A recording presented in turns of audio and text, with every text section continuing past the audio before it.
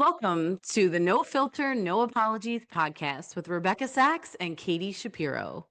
Welcome back to No Filter, No Apologies. Let's get straight to it. Women are conditioned to protect relationships while men are conditioned to protect their worth. That is why women will fiercely negotiate a corporate budget, a vendor contract, a deadline for their team, or fight endlessly for their families, but freeze when it's time to negotiate their own salary, title, or value. And the truth is, women negotiate every single day.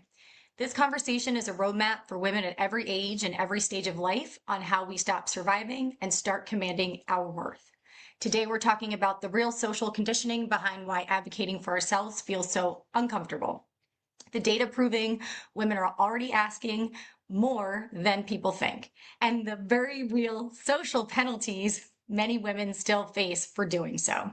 Most importantly, we're talking about how women shift from scarcity mindset into collective community power because confidence grows faster in community than isolation.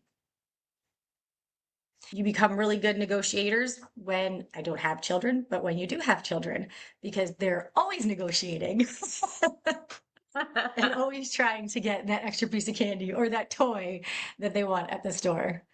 Katy, what are some instances where you've seen women negotiate for not necessarily themselves, but whether it be in a business or a personal setting? It's really funny because I think I've seen women negotiate constantly when it's in defense of advocacy for other people. I think women are natural protectors and nurturers. And so when I've worked with or for other women leaders, if their team is being mistreated or their team isn't being provided with the correct resources or they have to negotiate their budget, they will go in there and fiercely negotiate for that. And they will say, this is what's acceptable and this is what's not, and this is what I want. And they're very prepared. And so I think that's where I've seen women do the most, when it's in support of other people that they're responsible for. You mentioned children. I do think moms, obviously we negotiate for our kids a lot. Like, you better watch if I have to do something for my kids, because you better bet I'm coming full force. And I felt that leading teams. I've led teams from as small as 3 to as big as 165.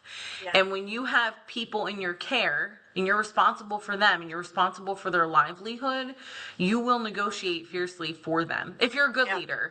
And I've seen a lot of women do that. And the comparison that we talked about that used to be true, that we're seeing this gap close now, is negotiating for their own self-worth was a completely different conversation. So I found that to be really interesting, but also when you were sharing some of the data with me, really hopeful to see that more women are negotiating for themselves personally than maybe before, and that narrative is outdated. But that the outcomes are a little bit different. And I think historically we were raised to be seen, not heard. And so a lot of young women are raised that way. And I have a lot of friends that have mentioned that as well. Like, we were always told, sit there, be pretty, don't talk, don't make a disruption. And so you're taught that at an early age. And so you don't want to be disruptive, right? As you get older. And I think that's where people like you and I come into play, because we do want to be disruptive and we do want to make changes and make things better for the women that we work with and surround ourselves with. I know myself, I've definitely advocated for and fought for my team. I'm not saying that the outcomes were always the way that they should have been, but it's something that I've always done. And I feel like I learned that from you too, because you were always advocating for our team as well. Well, I think as a leader, you have to earn the respect of your team, and you have to earn their work, and you have to respect the fact that these people come to work every day with the intent of doing a good job. They leave their families, their livelihood, how they put food on their table is part of how they show up to work every day, and you're responsible for that. So when you look at it that way, you say, I have to negotiate for my people, and I also have to negotiate with my people sometimes, right? To say, hey, this is what we need from you, and we're growing, we're evolving, whatever it might be. But I do think advocacy for your team and negotiating on their behalf for resources and maybe for compensation. I think we talk about Yeah. compensation a lot. And I also wanted to go back to something you said. When I think about how women have been raised traditionally, I think the word polite has been manipulated because when it comes to women, and maybe men too, I don't know, it's not my lived experience, but you're taught that it's impolite to advocate for yourself. It's impolite to self promote, and that's not true. You can do Right. it respectfully, Yeah. but it's a disservice to yourself if you don't speak up, if you don't advocate for yourself, for your team. Yeah. And I think, we hear that saying, you tell people how they're allowed to treat you, right? The same is true when you're applying for a job and negotiating a salary. That's your first step in the door. You're telling them how you perceive your own value. And if Right. you're not willing to negotiate salary, benefits, etc., to your liking, Yeah. then you're telling them you don't value yourself. Right. And you're not setting that precedent from the moment you walk in the door. And then if you're in the door and you continue to not negotiate for yourself, or if you're a leader and you don't negotiate for your team and your department, Yeah. then again, you're showing the company how to treat you and how to treat your team and how to treat your department, and to recognize whether or not you believe your department adds value or not. So it's a huge piece of your work responsibility. Yeah. Yeah. And I know we talk about it regularly within our podcast, is just nobody's going to advocate for you but yourself. And you have to be the one to do it first before anybody else will jump in and do it for you. Right. I know we've seen talent earlier on in their careers who may not know how to advocate for themselves. And so Mhm. we provide guidance and coaching there, but it is a learned skill, unfortunately. And I think one of the things that people who do have children today, as they raise them, help them understand their value and advocate for them. Yeah. I know that about 28% of women are negotiating salary during the offer stage, compared Mhm. to about 32% of men. It is, like you said, it is narrowed over time, but there is still a gap, especially when you're looking at compensation. Women earned approximately 85% of what men earned in 2024. And as you get further along in your career and older, women ages 55 to 64 earned approximately 83% of what men in that age range earned. So there Mhm. still is the gap, and it compounds over time, which is, Y- we've been talking about negotiation in a positive way, but I yeah, also have seen women negotiate against themselves. So I'm only going to speak to, and you can chime in here too, in yeah, the recruiting phase yeah, when speaking with women. If I would have to counter offer them and say, hey, I know you wanted 10K more than we were offering. yeah, We can't offer you that as a base. We'll offer you a 5K bonus and, I don't know, maybe some other perk. right, And a lot of times, the majority of times, the men would say, no, I'm making this. I'm already due for a bonus in January with my current company, and I'm not looking to leave, and this is what I want. And they yeah, and they would stick to that. But women would say, well, okay, could you make it this? Could you make They were more flexible, but they were negotiating against themselves, because most of the time when those men would come back and say, no, this is what I need, our managers would get the approval and they would give it to them because they want them. But yeah, women would negotiate against themselves. And so it was really interesting to watch the power of somebody knowing their worth and knowing, yeah, I can say no to your offer and go get another job. And I think women have a different fear with that from experience, and yeah, so they start to negotiate against themselves as well. So as much as you said negotiating is a learned skill, yeah, I also think there's some unlearning that has to happen. The unlearning the politeness yeah, piece, yeah, and then also unlearning negotiating your own value and saying, no, my value is not up for negotiation. My value is right, what it is. yeah, And I'm going to stand firm on that confidently. yeah, yeah. I do agree with that. Now, I have seen, I would say within the last year, a woman who negotiated her worth and she didn't change, she didn't bend, and the organization that I was with did not meet her, which is fine. She went Huh. on and found an opportunity and had an opportunity that would pay her the value she was worth. But I will say, I watched them negotiate with men and give the men what they wanted. But when it came to women, they wouldn't. So there was definitely a double standard that I witnessed. It's very unfortunate, but There is, and I think this is one of those things I talk about all the time, right? Which is corporate behaviors won't change fast enough for society. Right. So women have to change, right? So yeah. when you are negotiating with a company and they won't meet you with what you need, yeah. you have to make the choice to walk away.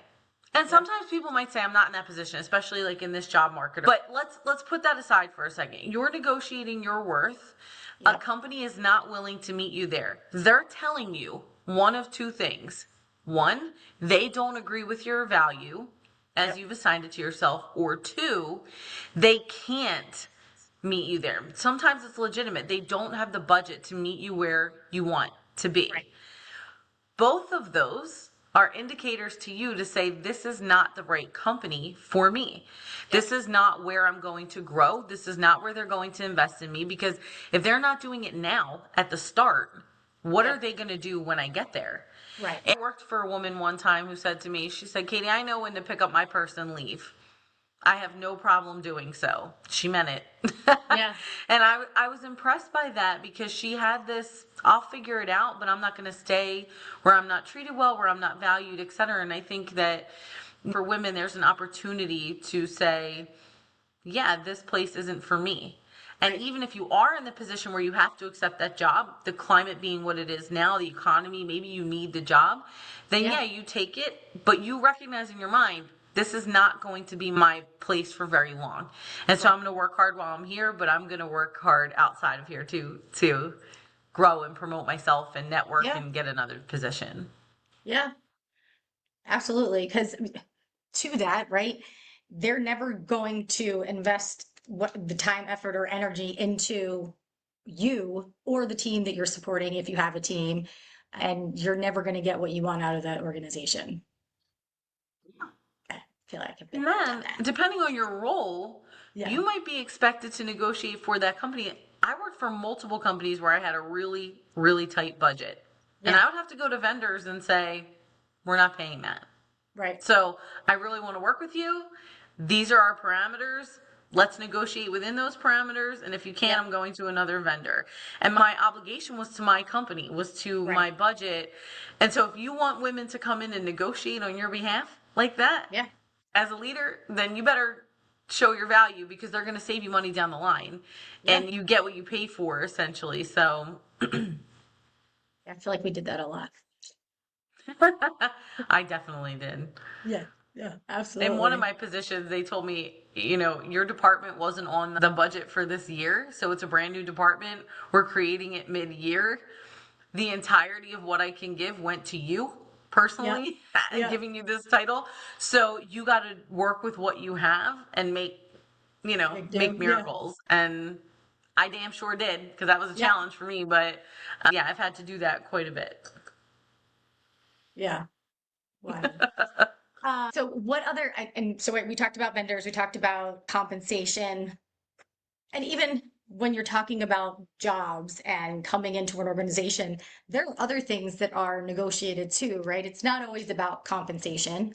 It's about the benefits and what other types of perks you may be able to get. And I think being as experienced as we are within the talent acquisition space, but also in our careers, we've had that experience with negotiation, and we have those years under our belt, if you will, right? And so the wisdom. What is something that you would, type of advice you would provide to someone who may not have that type of experience? So let's think about someone coming out of college and just entering the workforce and knowing, okay, I have these bills to pay because I have to pay off my college education and I have to make this as a salary.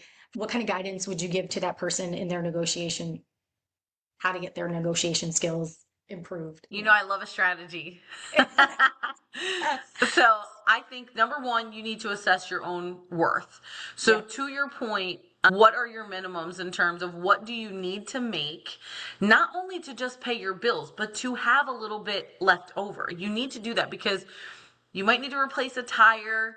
You might have a medical emergency. You never know. So you can't just set your worth at your minimum. That should never be your salary worth. So look at what your goals are. So now once you have that bucket aligned of what am I worth, what do I need, what am I willing to negotiate for me, now you need to do some market searches. And there are so many tools out there now that will tell you what is the job worth that you're applying for. Yeah. Because remember, it doesn't matter if you're graduating college or if you have 20 years of experience. You're being hired to do a job, and that job is valued at a certain amount. So when a company decides we need to hire a manager, our salary range is 80K to 140K. Let's just pretend.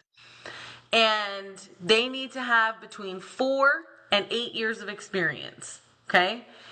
If you're on the 4-year side, you're probably going to be around the 80K mark. And if you're on the 8-year side, you're going to be at that 140K mark, and you're going to know what to negotiate. But you also need to look at your market. Where are you? What is the job worth? Where do you fit within that market? Because it puts you in a position of power to negotiate, to say, hey, I'm in a market where everybody in this market has at least 6 years of experience, including me. So if you're on the max end of that, you want to say, so I want to be at that 140K mark, because your competitors are hiring the same role and their starting is 105 to 160. So I can go there too. And once you know that information, you come at it from a very objective perspective, not a, hey, this is what I need to pay my bills. Okay, this is my minimum. I can go for the no. This is what I'm looking for. This is what the job is valued at. Let's talk. Yeah, absolutely. Yeah, because I think when you're looking at people in different industries and different fields and different levels of experience, you could be a 20-year retail manager, but you could also be a 20-year IT tech executive or IT executive within a corporate organization. You're going to have different negotiation skills and you're going to approach it in a different manner. And I know we still have the gender pay gap that we're still navigating, and it's getting better. Companies are providing transparency, but not all of them, because they're not all required.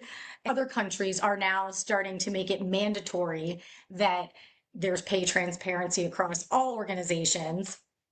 The EU has one, I think it's in July or June of this year. They're making the pay transparency go live. And I think a couple countries are getting a little leeway to be able to catch up because they don't have all their information or all their ducks in a row yet to make it active. But it's just very interesting, right? And so I think it's only a matter of time before the US takes on that as well. It has pay transparency across the board. And the transparency piece, I think, gives candidates an opportunity to not apply for a job if it's not within their compensation range, right? Because you never know. The pay scales are so crazy and all over the place within different industries. So it's just very interesting that it still exists. Yeah, they are. I mean, I'm not really hopeful that we're going to see pay transparency within the next 4 or 5 years. I know a few states have done it, but I'm not really hopeful for that, which is why I'm like, you cannot wait for the government or certain companies to do the right thing. You have to know your worth. You have to know the value of the job you're going to do, and you have to negotiate on your own behalf, and you make your decisions. When you talk about negotiating, right? We just talked about maybe this job isn't offering you the amount, but it's the first job to offer you, and you've been unemployed for 6 months and unemployment is running out. One of the negotiations you make with yourself is, okay, I'm going to take this job, but I'm not stopping. I'm going to keep applying. I'm going to keep going because I need to do something. And that's okay. I think gone are the days where you're loyal to companies that aren't loyal to you, right? The company is loyal to themselves first. You owe it to yourself to be loyal to you first. And I don't want to be misunderstood. You need to perform when you're at a company. Absolutely. And you need to do your best work, and hopefully you get promoted and you grow and you get raises, etc. But you also need to remember that the company's responsibility is to the company and your responsibility is to you always first. And you need to move accordingly. And so knowing that, I don't think our government is going to put that in anytime soon in the next few years. And some companies are great and they're doing it on their own, and a lot of companies aren't because they're not going to do anything until they're forced to. So Yeah. you have to do you. Yeah, absolutely. I agree with you 100%. No? Interesting, because women do typically ask for raises as often as men, but they're less likely to receive them, which Mhm. it goes back to that likability piece, seen as difficult. I know we were talking prior to this episode about how I've had instances where I'm firm and direct in my communication, and there's a man on the other side perceiving it as me being difficult or attacking, and that's not the case. I'm just expressing my frustration, and we're just perceived in a different way. And it's very comical, but it's unfortunate that it's still happening in 2026. Like, it's not 1926, it's 2026. And I think that there's a balancing act for Yeah, women, right? Because if you advocate really well, if you represent your profession or your expertise really well, you're yeah, very strong, a lot of leaders respect that.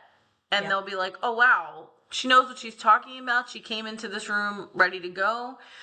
And you still can't push it too far. And you have yep, to know who you can push it with. Where are you? right, What room are you in? Who is your audience?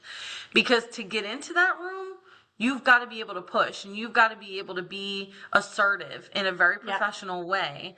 You can't burn a bunch of bridges. You've got to walk that line of yeah, it's a finesse, to be honest. And then you have to know when you're in the room at the upper echelon how far you can push there, yeah, you know. And if you're willing to, I've done both. yeah, People will say to me, well, you're intimidating. Or I've had great male managers say, like, you walk with a purpose, you speak with a purpose.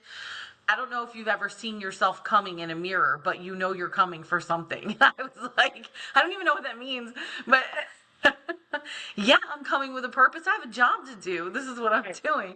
And so you have to come in and be able to engage in a professional conversation focused on objective facts, data, what you need, advocate when you need to, and then finesse a little bit and know what your boundaries are, because sometimes you'll get in rooms with people who are at the top of a company, and you really have to know where you can push, where you can't, and what you're yeah, willing to do and not do.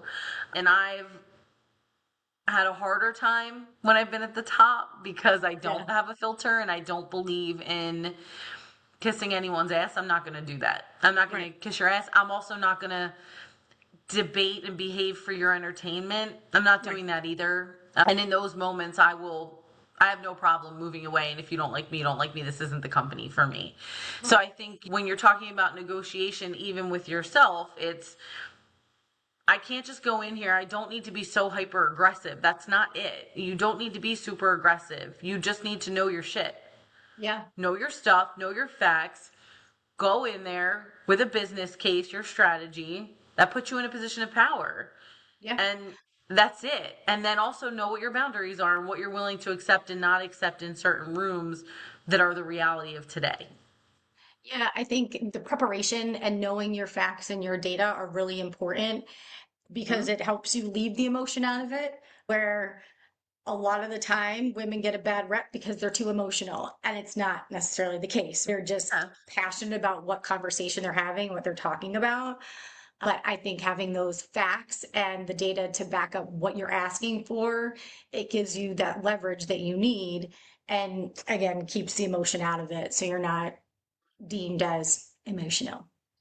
And if you want to have negotiating power, then come with results and impact. That's Yeah. all anybody really cares about. If I come to you and I say, hey, over the last 2 years, with no budget, I've managed to do these 11 things, which Yep. have increased efficiency by XYZ percentages, Yep. and I've managed to save the company $2 million Yeah. in these 2 years with, like I said, no budget, no nothing. I've just been Right. able to do this with bare minimum. Now I'm coming to you and I'm saying, I want a budget and I want to do these 3 things this year. within this budget, Right. I'm going to be taken much more seriously because I'm coming with proven results. I've shown that I can do more with less.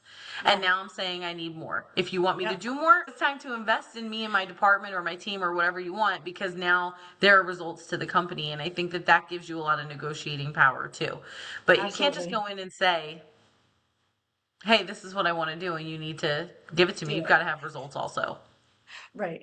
Give me a raise because I deserve it. Yeah, that's not going to work. No, I don't. But you know what's funny? I will say this too. A lot of people get annual reviews. So you might sit with your boss at the beginning of the year and you negotiate your goals for the year. And I think you know this because I used to lead my teams this way. When we would meet throughout the year, my goal was to never have anyone be surprised by their end of year review.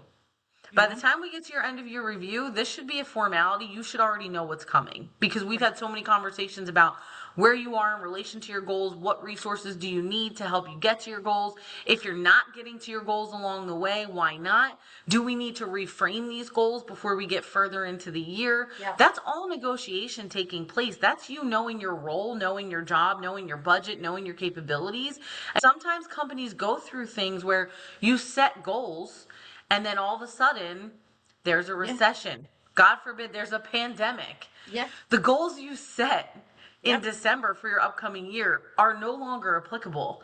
And it's up to you to reframe those goals so that you don't get to the end of the year this year and somebody's Yep. saying, well, you didn't meet your goals, and so I'm not giving you a raise. Well, my Right. goals needed to change because our environment changed. And that was Right. on me to present to my boss and share.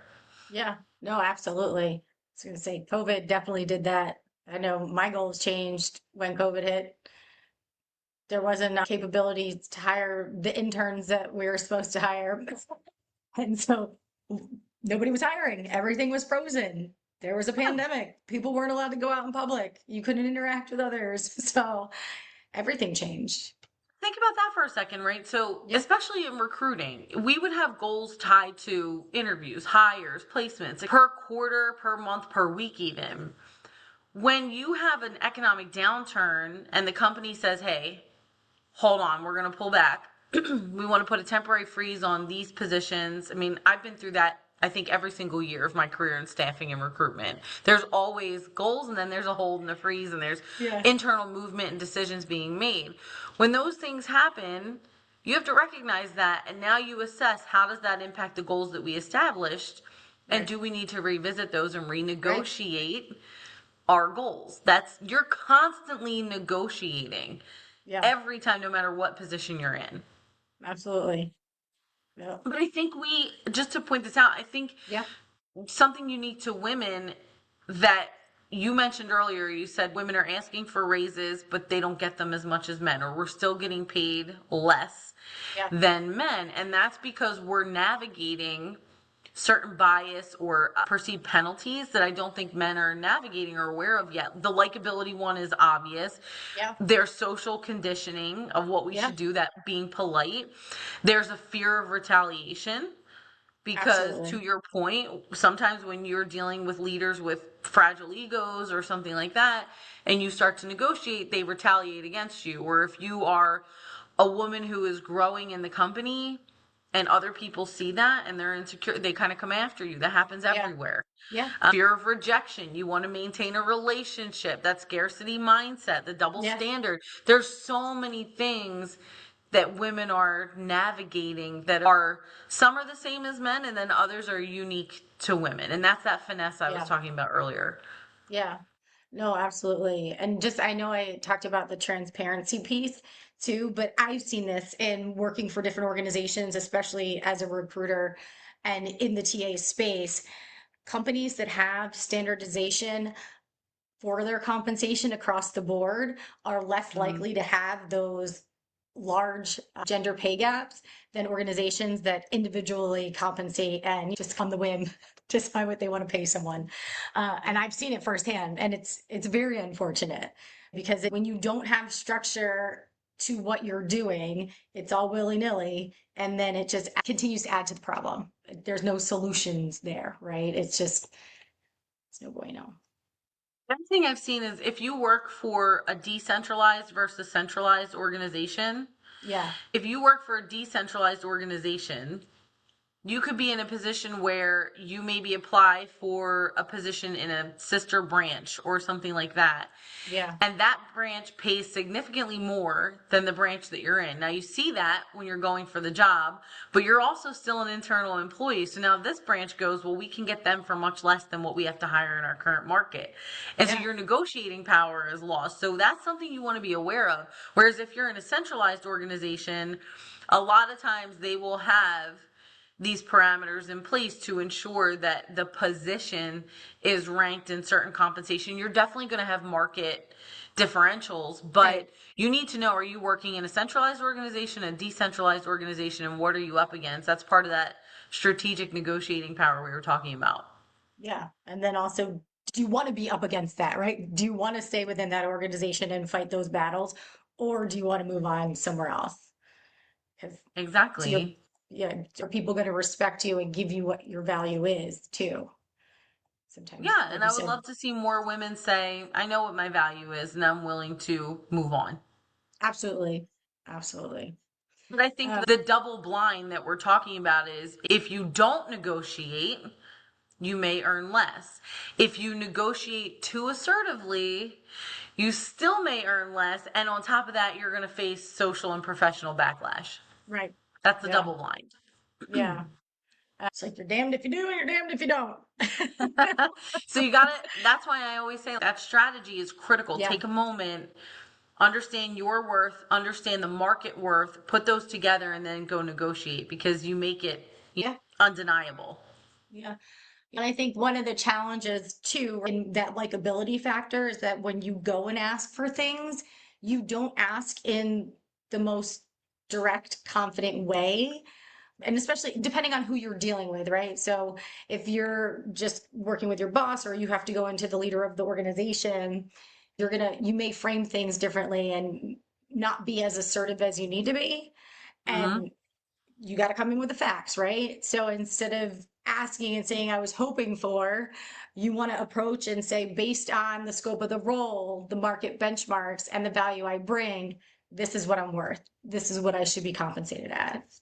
I know I've seen women do it, witness them do it, and make themselves small, and then use terminology that doesn't present them in the best light or get what they're asking for, get the negotiation that they're fighting for. Like making yourself small, right? Don't apologize before you ask. Oh no. Well, I hate that. I don't think you Yeah, should apologize for anything unless you did something actually wrong. right. Don't No, start, never start a conversation with, I'm sorry. Not sorry to bother you. I'm not sorry to intrude. I'm not sorry to ask for my worth. No. yep, I'm here for a professional conversation. absolutely. You had some interesting data in this that really stood out to me, and it was such a big number. 61% of women surveyed said salary history questions negatively impacted confidence in negotiating compensation. And I want to sit on that for a second because this is what we were talking about, right? There's what are you worth? Right. What is the job that you're going to perform worth? Yeah. So if you were making 80K at this previous job and you're applying for a job that starts at 105, you're already ready for that job. That Yeah. doesn't mean that you should be starting at the minimum just because you're making 80K and they look and say, oh, well, that's a 25K bump for you. That doesn't matter. I'm still coming with 8 years of experience. I was Right. with a smaller company. So the scope of this job is significantly bigger and my worth, my value that I will bring to your company is this. And this is what I Yeah. want to negotiate for.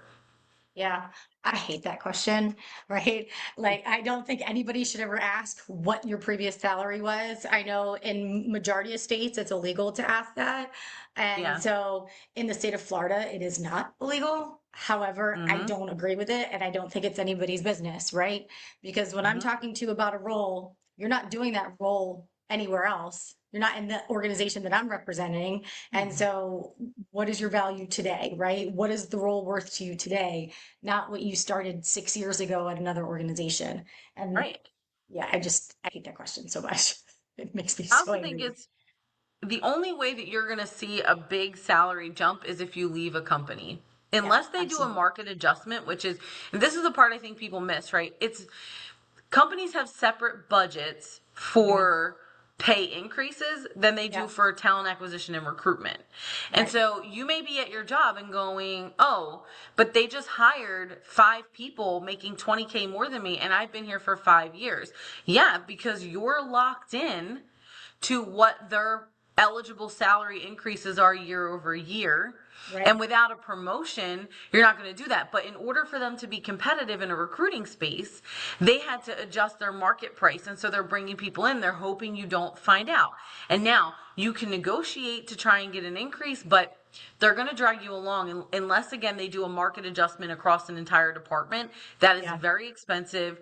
It usually has to be done at different budget points. The likelihood of you getting that is slim. So now you have to go, I'm not negotiating my worth anymore. I'm going to look for another job because that's where I'm Yeah, going to get the bigger title, the bigger pay raise. absolutely. Yeah, I think So, about situations I've been in with internal candidates, right? While it's not illegal for people to discuss compensation. Now, I will tell you, when I first started working in retail a million years ago, we were told if we were to discuss compensation on the floor, it was a fireable offense, right? Because it was in those mm-hmm, times. Now, I can't remember what the term is, but you have the ability to discuss. It has to do with the pay transparency stuff, but there's a specific term. You have the ability to discuss with your coworkers what they're making. Like, mm-hmm, I never do that because I was raised with the mindset it was a fireable offense, right? So it's a yeah, very, I also find it's very uncomfortable to do that. And then as you progress in your career and become a leader, you don't want to do that anyway. So, right. but I worked with an internal candidate that was adamant about his worth, and I tried to explain to the people that I was reporting to and that were making the hiring decision, this person's advocating for themselves. You should be happy that they're doing that because not a lot of people do that. And especially when there's potential of retaliation, which there was a lot of thought of that at this organization. Be proud of that and give him more than what he's asking. Just do it because they're advocating for themselves and they've made such progress in whatever they're doing. But Yeah, it's do you want to keep this person or not? yeah, How is this person impacting your bottom line too? What are the yeah, results they're driving? Because are you really going to lose this person? And then you're looking at your salary budget here, but your recruiting budget is this. And what's the cost if this person leaves? Because it's going to take you 90 days to backfill them minimum, and yeah, probably another 60 days minimum to train somebody. yeah. But they're not going to be performing at that level. So you're looking at 6 months of a knock in your performance. Can you afford that Or if this even a person year, leaves? depending on what their role is and how they have to build relationships and Yeah. things of that nature, right? You don't, I mean, I'm right. being really generous because you're going to spend more money. This is the part that just baffles me. You are going to spend more money recruiting, training, and developing another person and possibly experiencing a loss, depending on Yeah, what their role, if they're sales, than you will if you invest in this good person. I'm yeah, not saying just anybody who comes for a salary, you just give it to them because there are right. some people who they're not contributing to your bottom line that way. But if they're a top performer and they're contributing, the smarter long-term financial decision is to pay them, Yeah, absolutely. figure out the rest. But I find that because there's some separation between those two budgets, oftentimes Yeah. people lose sight of it and they don't put the two together.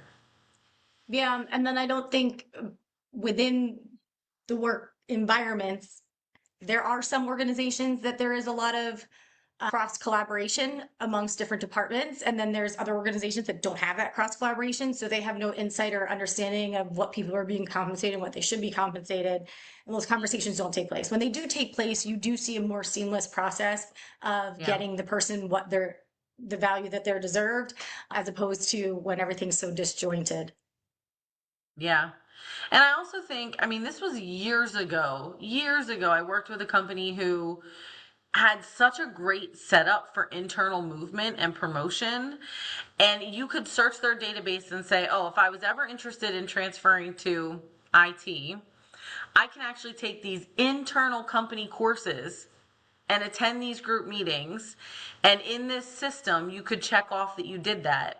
so that when they started recruiting to fill that, they would go, wait a second, we have somebody who maybe they're not an IT expert, Right. but they've been working with our company for 3 years in this other department. They understand exactly how that function works, and they've completed this, and we can see their salary, and we can talk to their manager.